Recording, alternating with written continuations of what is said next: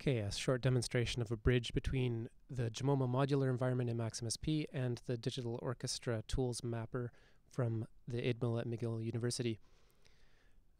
Here I've instantiated a couple of Jamoma modules, mouse and input, just for some demonstration material. Also instantiating jmod.mapper. So here we're going to be using the mapper to map within Jamoma, but of course this allows us to map between the tools that have been built for the Digital Orchestra project at McGill and Jamoma. If you click on the panel button for jmod.mapper, you can see that we've loaded the GUI for the mapping system in there, and it's displaying the entire namespace that's available. Actually, in this case, we've filtered out the view parameters from the Jamoma modules, but they can optionally be included. We have pattern matching filtering and prefix filtering, so it can help sort through large namespaces. Also, each of the columns is sortable and resizable. In order to create a connection, you just click on an output and click on an input, and it will draw a connection between them.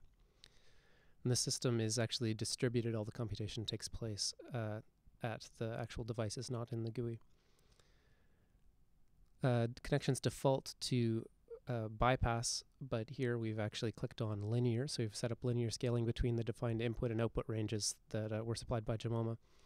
Here we've clicked on calibrate, so we're calibrating to the input range live, so we've created a sort of a better scaling there. Also, you can use a user-defined expression where you just type in a formula. Here we'll just increase the gain on the output a little bit so we can demonstrate some different clip modes. So here on the top we've defined a clip mode that's called wrap. So if we exceed the top bound, then it wraps around to the bottom. Here's another one. This is fold. So now if we exceed the maximum, it folds back. To delete, of course, just select and hit the delete key.